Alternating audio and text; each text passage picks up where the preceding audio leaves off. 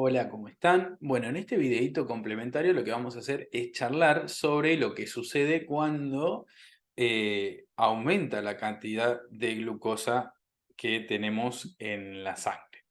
Puede aumentar, por ejemplo, porque consumimos algún alimento que tiene hidratos de carbono. Esa es una opción. Entonces, cuando aumenta la glucosa que tenemos en la sangre, aumenta la glucemia, como ustedes saben, el páncreas libera una hormona que es la insulina. La insulina les va a decir a los tejidos, hey, tejidos, acuérdense que la insulina es una hormona que lleva un mensaje, le va a decir a los tejidos, fíjense porque hay un montón de glucosa en la sangre. Y tenemos que usarla para que la glucemia vuelva a los valores normales. Entonces lo primero que vamos a charlar es qué sucede en esta situación metabólica en las células del hígado. ¿Sí? ¿Qué sucede en esta situación metabólica en las células del hígado que son los hepatocitos? ¿Sí? Eso es lo primero que vamos a charlar. Bueno, en estas células, que son los hepatocitos, las células del hígado, hay un transportador de glucosa que ustedes saben que es el GLUT2. Quiero creer que ustedes saben que es el GLUT2. Ese transportador de glucosa, esa proteína, permite que la glucosa ingrese hacia el interior de las células del hígado. ¿Sí? Una vez en el interior, el hígado puede utilizar esa glucosa con diferentes fines. Por ejemplo, a partir de glucosa, el hígado puede generar glucógeno para guardar esa glucosa. ¿Sí? Vamos a guardar la glucosa en forma de glucógeno. Esta es una vía metabólica que se llama glucogenogénesis. ¿Está bien? Glucogenogénesis es la producción de glucógeno a partir de las glucosas que tenemos. En este caso, esta vía la puede realizar, como ustedes ya saben, el hígado y el músculo. ¿Está bien? Además, el hígado puede utilizar la glucosa para producir energía. ¿Sí? ¿Cómo podemos producir energía? Bueno. Primero, se puede transformar la glucosa en dos moléculas de piruvato. Eso sucede gracias a la glucólisis, que sucede también en las células, en todas las células del cuerpo, pero en el citoplasma de las células. Esos piruvatos pueden ingresar dentro de las mitocondrias y transformarse en acetil-CoA, ¿sí? Gracias a la descarboxilación oxidativa del piruvato. Y ese acetil-CoA puede ser utilizado para producir energía. ¿Cómo? Bueno, ese acetil-CoA puede ingresar al ciclo de Krebs, donde se generan un montón más de moléculas transportadoras de electrones, NADH y FADH2. Esas moléculas también se han generado durante la glucólisis y durante la descarboxilación del piruvato. ¿Sí? Siempre en este caminito estamos generando moléculas que transportan electrones. Esas moléculas que transportan electrones van a ir a la cadena respiratoria y cuando actúa la cadena respiratoria junto con la ATP sintasa permite la producción de un montón de moléculas de ATP. Pero llega un momento que las células están bien de ATP, están bien de energía, entonces se inhibe, por ejemplo, el ciclo de Krebs, se inhibe todo lo que es oxidativo. Si yo estoy bien de energía, ¿para qué quiero seguir haciendo energía? Si estoy bien de energía. Entonces, las células del hígado dicen, bueno, ¿y qué hacemos con toda esta glucosa que está viniendo de la sangre? Ya hicimos glucógeno, ya hicimos energía, ¿qué más podemos hacer? Entonces lo que va a suceder es lo siguiente. La glucosa que ingresa desde la sangre se va a transformar en dos moléculas de piruvato gracias a la glucólisis. Esos piruvatos van a ingresar a las mitocondrias y se van a transformar en acetil-CoA. Pero ese acetil-CoA, en vez de seguir metiéndose al ciclo de Krebs para producir más energía, de gusto, va a salir de la mitocondria hacia el citoplasma. Una vez en el citoplasma, con este acetil-CoA, que viene, fíjense que viene de la glucosa, ¿no? Pero con este acetil-CoA, una vez en el citoplasma, lo que vamos a hacer es lo siguiente, ¿sí? Una vez, lo que vamos a hacer es lo siguiente, una vez que estamos en el citoplasma. Vamos a transformar ese acetil-CoA en malonil-CoA. Y luego, ese malonil-CoA lo vamos a transformar en palmitoil-CoA. El palmitoil-CoA es un ácido graso. que como ustedes saben, después lo podemos modificar también, pero bueno, es un ácido graso. Entonces fíjense para lo que usamos ese acetil-CoA que viene de la mitocondria. Lo utilizamos para producir ácidos grasos. Ok, ya que nos sobra un montón de glucosa, la glucosa que nos sobra la transformamos en ácidos grasos. Gracias a esto, a transformar el acetil-CoA en malonil-CoA y luego en palmitoil-CoA. Ese palmitoil-CoA puede ser modificado y luego los ácidos grasos, como ustedes saben, los guardamos en forma de triacilglicéridos o triglicéridos. ¿Sí? Esa es la síntesis de ácidos grasos, que también es una vía que está activa en esta situación metabólica, que es cuando aumenta la cantidad de glucosa en sangre y el páncreas libera insulina. ¿Está bien? Ahora, además de producir ácidos grasos, lo que puedo hacer con ese acetil-CoA que viene de las mitocondrias es producir colesterol. La síntesis de colesterol también va a estar muy activa cuando consumimos cosas con mucha glucosa. Cuando la glucosa en la sangre se encuentra elevada, la síntesis de colesterol también es una vía metabólica que se va a encontrar activa en las células del hígado. Acuérdense que la síntesis de colesterol se da en grandes cantidades en las células del hígado. Eso no quiere decir que no se pueda dar en otras células, pero sucede principalmente en las células del hígado. Y la síntesis de ácidos grasos, ahora vamos a ver que también ocurre en otro tejido, en otros. Uno de esos tejidos en lo que ocurre la síntesis de ácidos grasos es las células del hígado.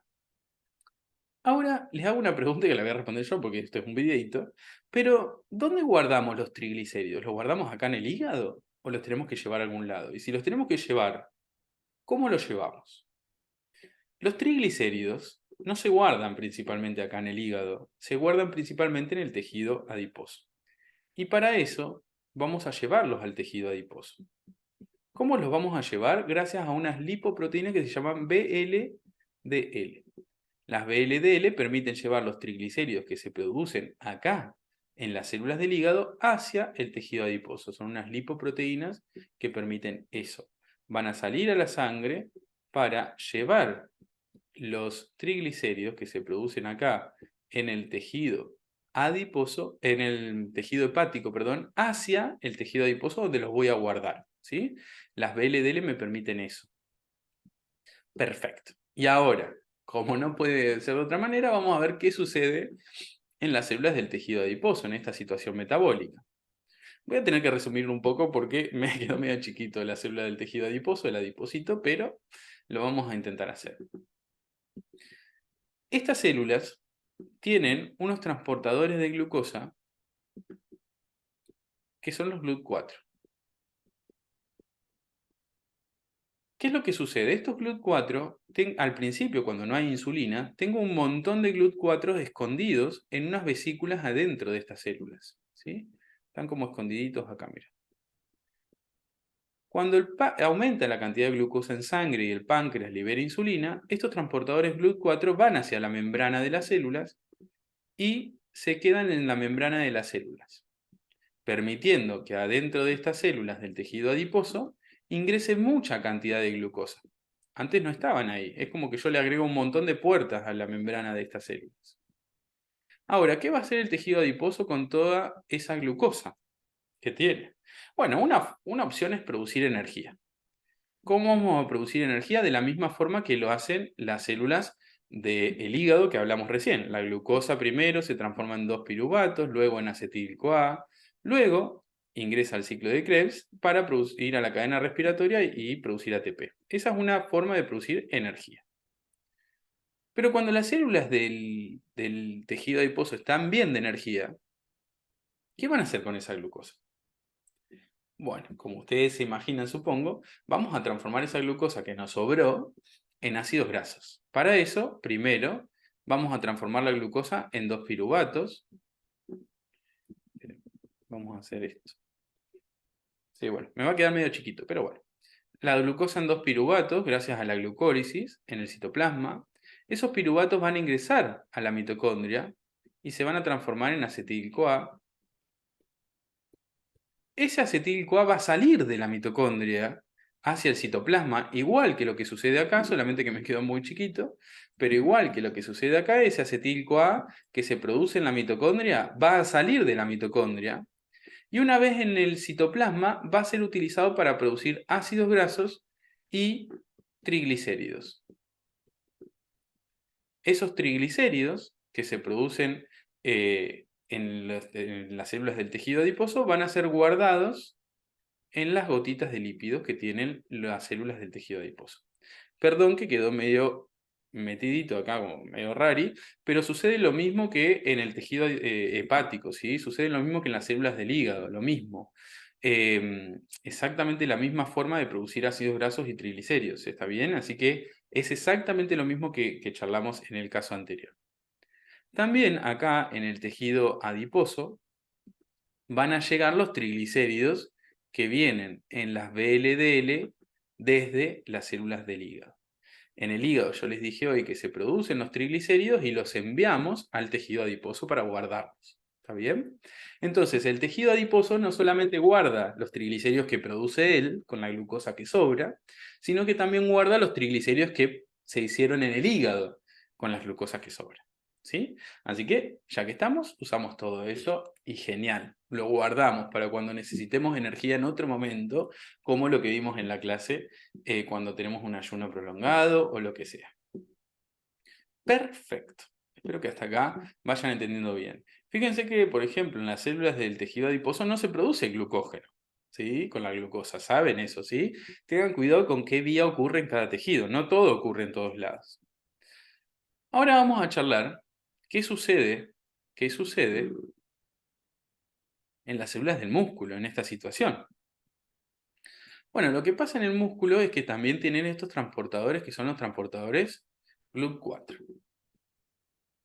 Que en un principio, estos transportadores GLUT4 están escondidos en estas vesículas, en el interior de estas células, pero cuando aumenta la cantidad de glucosa que hay en la sangre, el páncreas libera insulina y la insulina hace que estos transportadores se pongan en la membrana de las células, dejen de esconderse.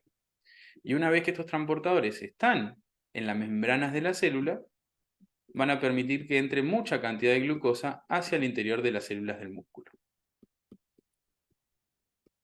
Parte de esa glucosa, el músculo la va a utilizar para guardarla en forma de glucógeno, para cuando necesite glucosa en otra situación.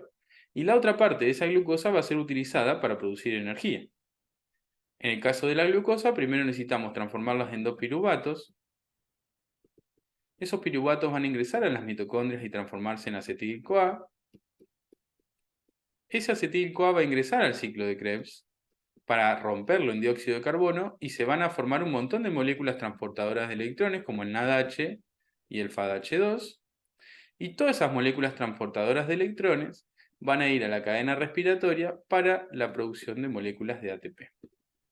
Entonces, en el caso del músculo, en esta situación de mucha glucosa en la sangre, va a utilizar la glucosa que entra para producir energía, pero también la va a utilizar para hacer glucógeno y guardar la glucosa cuando le sobra, ¿viste? Si me sobra glucosa, bueno, ya que estoy, guardo un poquito por si después la necesito.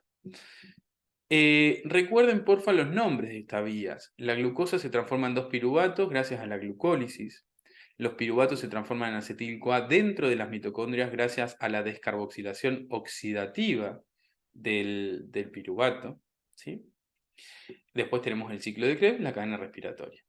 Y la vía metabólica que permite que la glucosa se transforme en glucógeno se llama glucogenogénesis. ¿Está bien? Entonces todo esto es lo que sucede cuando aumenta la cantidad de glucosa en la sangre, ¿sí? Fíjense cómo todos los tejidos meten glucosa al interior y la utilizan para algo. En el caso del hígado, la usa para de todo, ¿no? Hace glucógeno, hace ácidos grasos, hace energía y hace colesterol. En el caso del músculo, la glucosa que ingresa la utiliza para hacer glucógeno y para producir energía.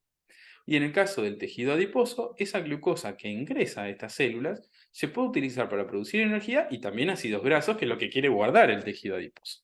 Entonces fíjense que en este caso de aumento de glucemia en sangre, de glucosa en sangre, los tejidos meten glucosa y dependiendo de qué tejido estemos hablando, vamos a hacer cosas diferentes. ¿Está bien? Pero en todos los tejidos las vamos a utilizar a las glucosas para algo. ¿Está bien? Bueno, este es el segundo videito complementario. Es el primer, perdón, videíto complementario. En la clase nosotros hablamos de lo que sucede a nivel metabólico cuando disminuye la glucemia. En este videíto acabo de explicarles qué es lo que sucede cuando aumenta la glucemia, por ejemplo, luego de comer algún alimento. Estas dos cosas de las que hablamos son situaciones metabólicas. ¿Qué pasa cuando la glucemia baja? Porque estoy en ayuno, porque estoy en inanición, eso lo vimos en la clase. Eso es una situación metabólica y la respuesta del cuerpo es una que es la que vimos en la clase. ¿Qué sucede cuando aumenta la glucemia? Esa es otra situación metabólica. Y el cuerpo y las vías y el metabolismo responde de esta manera cuando aumenta la glucemia.